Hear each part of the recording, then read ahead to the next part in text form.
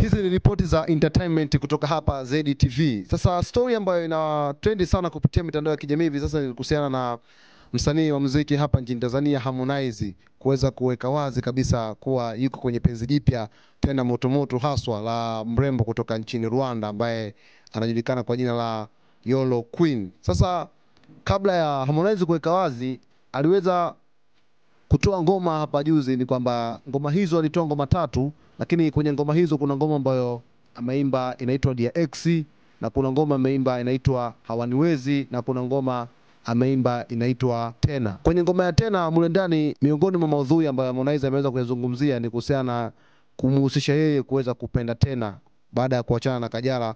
Harmonize alikuwa single kwa siku kadhaa hapo nyuma, lakini sasa ameweza kuweka wazi kwamba yuko kwenye mahusiano mengine tena, lakini kiashiria kikubwa ilikuwa ni ule wimbo wake wa Tena ambao alikuwa ameuachia hivi karibuni kufuatia kutoa triple release.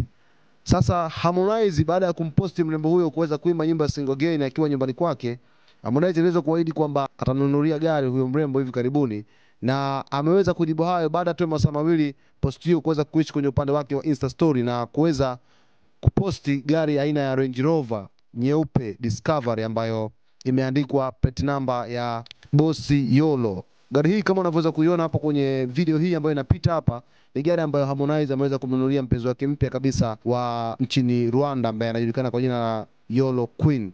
Sasa watu wengi wamekuwa wakiuliza kwamba Harmonize kwa nini amekuwa akinunulia magari wanawake.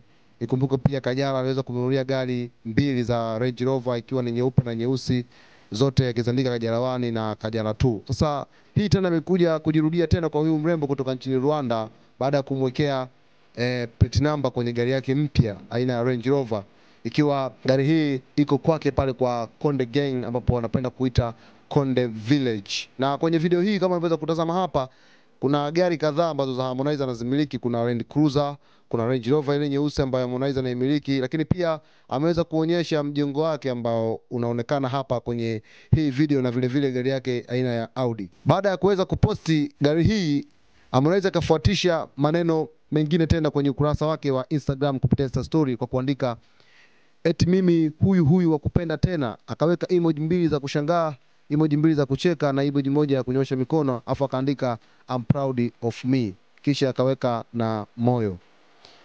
Harmonize pia akasindikiza kwa maneno ya Kirwanda na nukuu kama yalivyoandikwa: Rwanda ubu noneho ndemeye murambarere none niteka nyose, now you see I can even speak Kinwell.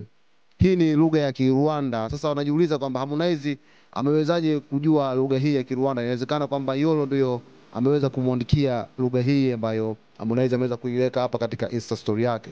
Mpaka hivi sasa watu wengi wameendelea kushangazwa na hiki ambacho Harmonize ameendelea kukifanya, lakini Harmonize anasema kwamba yeye amependa tena. Ndio majibu ambayo mashabiki wake wamekuwa wakiyapata baada ya story nyingi sana kuvuma kupitia mitandao ya kijamii. Lakini pia vile vile Harmonize ngoma zake bado zazidi kufanya vizuri kupitia mitandao ya kijamii, hasa upande wa YouTube na sehemu zingine nyingi kama vile Spotify, Boomplay, Audiomack na mitandao mingine mingi ya kuuzia muziki. Na anakuja na ngoma yake mpya ya Single Again Remix akiwa na Ruge kutoka kule nchini Nigeria, ambayo kolabo hiyo inatarajiwa kutoka tarehe 18 mwezi wa 8 mwaka huu. Sasa hii ni ZTV, endelea kukaa karibu nasi siku zote ili kuweza kupata taarifa mbalimbali, hasa kwenye upande wa entertainment ambazo tumekuwa tukikuletea hapa kila siku. Lakini cha muhimu zaidi ni kuweza kusubscribe ili kuwa wa kwanza kabisa kupata taarifa zetu mbalimbali. Pia usiache kulike video zetu, kushare vile vile na kucomment.